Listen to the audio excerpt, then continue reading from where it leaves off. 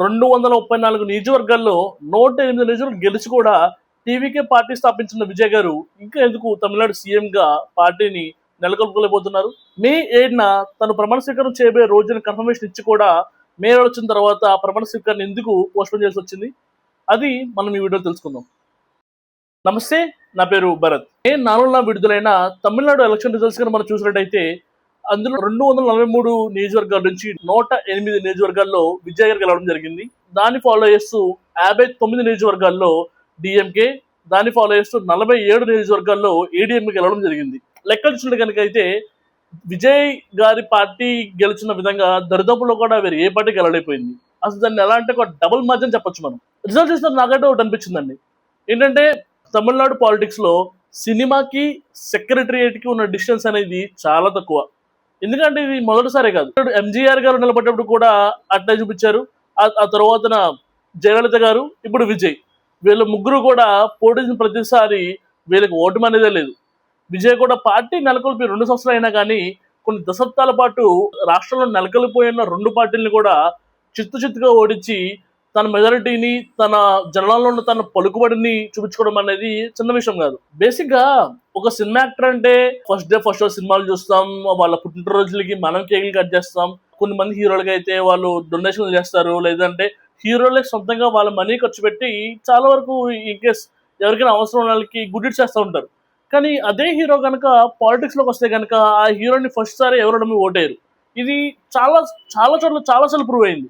ఒక hero politics వచ్చిందంటే తన సినిమా హిట్ అయినంత ఈజీగా తను పొలిటీషియన్ అవ్వలేడు.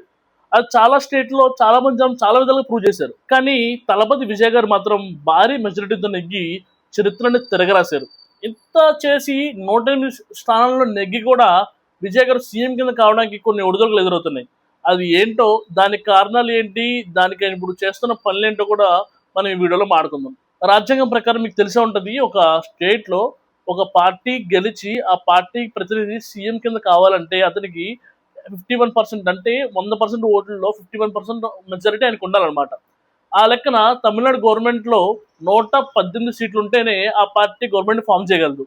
ప్రస్తుత ఎలక్షన్ రిజల్ట్ ప్రకారం మన విజయ్ గారికి 108 సీట్లు మాత్రమే ఉన్నాయి. దానికి రీసెంట్ గా ఆయన కాంగ్రెస్ ని అప్రోచ్ అవ్వడం జరిగింది.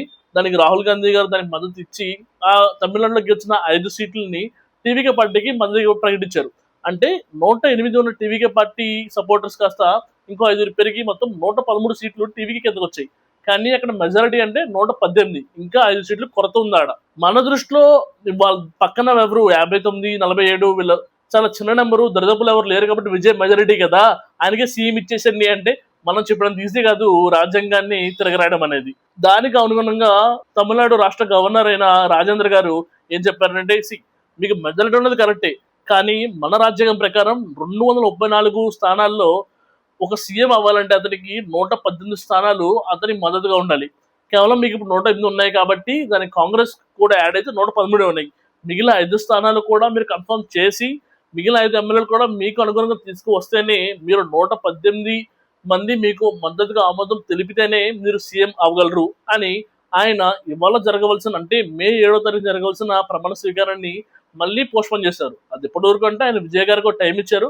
మీరు ఈ టైంలో కనుక మీరు సపోర్ట్ చేసే ఎమ్మెల్యేలు మీరు తీసుకొస్తే మీకు పార్టీ అనేది తమిళనాడులో బలంగా ఉందని కన్ఫర్మేషన్ చేస్తే అప్పుడు మనం కొనసాగించి మీకు సీఎంగా ప్రమాణ స్వీకారం చేయడం జరుగుతుంది అని కన్ఫర్మేషన్ ఇవ్వడం అయితే జరిగింది. ప్రస్తుతం ఉన్న పార్టీ సీట్లు లెక్క చూసుకుంటే కాంగ్రెస్ కొన్ని 5 సీట్లు టీవీ గారికి మద్దతుగా ఇవ్వడంతో 5 సీట్లు అయితే కాంగ్రెస్ మద్దతు తెలిపింది. సో 108 నుంచి ఆయన 113 వెళ్ళారు. ఆయనకి ఇంకా 118 సీట్లు కావడానికి 5 సీట్లు కొరత ఉన్నాయి. ఈ 5 సీట్లు ఎక్కడంటే తమిళనాడు నుంచి చిన్న పార్టీలైన సిపిఐ, సిపిఎం, బీసీకే, వీళ్ళకి ఉన్నవి చాలా తక్కువ ఎమ్మెల్యే సీట్లు ఉన్నవి. వీళ్ళందరూ బీజేపీతో కలిపి మొత్తం 11 స్థానాల్లో నెగ్గారు. వీళ్ళల్లో విజయ్ కేవలం 5 స్థానాలు మాత్రమే కావాలి. వీళ్ళలో 5 కనుక టీవీకి మద్దతుగా తెలిపితే అప్పుడు టీవీకి అనేది గవర్నమెంట్ ఫామ్ చేయడానికి ఈజీ అవుతుంది. ఇప్పుడు మనం అనుకున్నట్టు ఈ అదర్ పార్టీలైన 11 సీట్లలోంచి ఒక 5 టీవీ గారికి మద్దతు తెలిపితే విజయ్ గారు సీఎం అవడానికి ఈజీ అనమాట. అది ఇంకా కన్ఫర్మేషన్ కాలే. ఇక్కడ ఇంకొక వే కూడా ఉంది. ఇన్ కేస్ ఏడీఎంకే డిఎంకే కలిసారనుకోండి, అంటే ఏడీఎంకే ఉన్న 47 స్థానాలు, డిఎంకే 59 స్థానాలు, వీళ్ళిద్దరూ కలిపితే 106 స్థానాలు అవుతుంది. సో అక్కడ కూడా వాళ్ళకి మెజారిటీ అవ్వాలి అంటే వాళ్ళు 108 స్థానాలు తెచ్చుకోవాలి. సో వీళ్ళిద్దరూ కలిసినా కూడా గవర్నమెంట్ ఫామ్ చేయలేరు. సో వీళ్ళు చేసిన ఒకటే, వీళ్ళు గవర్నమెంట్ ఫామ్ చేయలేరు కాబట్టి వీళ్ళ దగ్గర ఉన్న ఎమ్మెల్యేలు టీవీకి వెళ్ళకుండా కాపాడుకుంటే చాలు. అదే పనిలో ఉన్నారు మన ఏఐడిఎంకే పార్టీ మెంబర్స్. ఇప్పుడు ప్రస్తుతం బయట ఉన్న రూమర్ ఏంటంటే ఏఐడిఎంకే ఎమ్మెల్యేలు అందరినీ కలిపి ఒక రిసార్ట్ లో పెట్టి లాక్ చేశారు. ఎందుకంటే వీళ్ళు ఎవరైనా మనసు మారి తిరిగి టీవీకి జాయిన్ అవ్వచ్చు అని భయం ఉంది కాబట్టి అని అంటున్నారు. అది దానికి ఎటువంటి కన్ఫర్మేషన్ లేదు. ఎట్ ద సేమ్ టైం ఇటు డీఎంకే చూసుకుంటే కొన్ని దశాబ్దాలుగా డిఎంకే ఎప్పుడు కూడా కాంగ్రెస్ సపోర్ట్ ఉంది. ఎందుకంటే కరుణానిధి గారి టైంలో కూడా మన ఇండియా మొత్తం ఇండియన్ నేషనల్ కాంగ్రెస్ టైంలో ఉండేది. సో కరుణానిధి గారు, స్టాలిన్ గారు, నాన్న కరుణానిధి గారు, స్టాలిన్ కూడా ఎప్పుడు కాంగ్రెస్ సపోర్ట్ చేసేవారు. అలాంటి వీళ్ళు ఎప్పుడు కాంగ్రెస్ సపోర్ట్ చేస్తుంటే ఇప్పుడు కాంగ్రెస్ వచ్చి డిఎంకేని వదిలి టీవీకి సపోర్ట్ చేయడం అనేది మాకు వెన్నుపోటు లాంటిది అని డిఎంకే ప్రతినిధులు కూడా తెలియజేయడం జరిగింది. ఇన్ కేస్ ఒకవేళ ఈ 11 సీట్లు ఉన్న అదర్ పార్టీస్ కనుక టీవీకి మద్దతు తెలపలేదు అంటే అప్పుడు మాత్రం మన గవర్నర్ గారు తమిళనాడులో ప్రెసిడెంట్ రూల్ తీసుకొస్తారు. ప్రెసిడెంట్ రూల్ అంటే ఎందుకంటే మెజారిటీగా 108 సీట్లు ఏ పార్టీ లేదు అండ్ ఏ పార్టీ కూడా గవర్నమెంట్ ఫామ్ చేయలేకపోతుంది కాబట్టి అక్కడ ఎమ్మెల్యేలు ఉన్నా కానీ వాళ్ళ పేరుకి ఎమ్మెల్యే కానీ వాళ్ళకి ఎమ్మెల్యే పవర్ ఉండదు. స్టేట్కి సీఎం ఉండరు. మొత్తం డెసిషన్స్ అన్ని మన ప్రెసిడెంట్ గారు తీసుకున్నట్టు అంటే స్టేట్ గవర్నర్ గారికి రిపోర్టింగ్ ఉంటారు. మొత్తం స్టేట్లో ఉన్న కలెక్టర్స్ కానీ, మెజిస్ట్రేట్స్ కానీ, పోలీస్ ఆఫీషియల్స్ కానీ అందరూ కూడా డైరెక్ట్ గా గవర్నర్ గారి రిపోర్టింగ్ వెళ్తారు. అండ్ ఇక్కడ స్టేట్ లో ఏం జరగాలన్న ప్రతి డెసిషన్ అనేది పార్లమెంట్ లో తీసుకోబడుతుంది. ఇది ఒక 6 నెలలు సంవత్సరం వరకు జరుగుతుంది నార్మల్ ప్రకారం అయితే. ఇన్ కేస్ ఒక ఒక రాష్ట్రంలో ప్రెసిడెంట్లు వస్తే ఒక 6 నెలల నుంచి 1 ఇయర్ గ్యాప్ తీసుకుంటారు.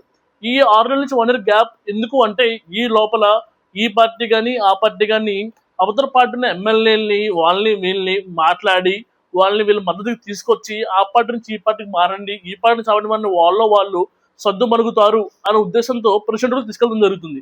కానీ ప్రస్తుతం ఒక స్టేట్ లో, అది తమిళనాడు లాంటి స్టేట్ లో దశాబ్దాలుగా కేవలం 2 పార్టీలు డామినేషన్ ఉన్న స్టేట్ లో మూడో పార్టీ వచ్చిన 2 ఏళ్లకే ఆ పార్టీ తీసుకొచ్చారంటే జనం చేంజ్ ని ఎంతలా కోరుకుంటారో మీకే తెలుస్తుంది. కానీ జనం ఎంత కష్టపడి ఎంత ఓట్లు వేసి గెలిపించుకున్నది కేవలం 5 ఓట్ల తేడాతో తమకు కావాల్సిన వారిని సీఎం కాకుండా చూడకుండా ఉండలేరు. కాబట్టి విజయ్ గారు ఏ విధంగా ప్లాన్ చేస్తారు, ఏ విధంగా తనకున్న మద్దతుదారులు పెంచుకొని తన సీఎం కుర్చీని సేవ్ చేసుకుంటారు అనేది మీకేమైనా తెలుసుంటే కింద కామెంట్లో మెన్షన్ చేయండి.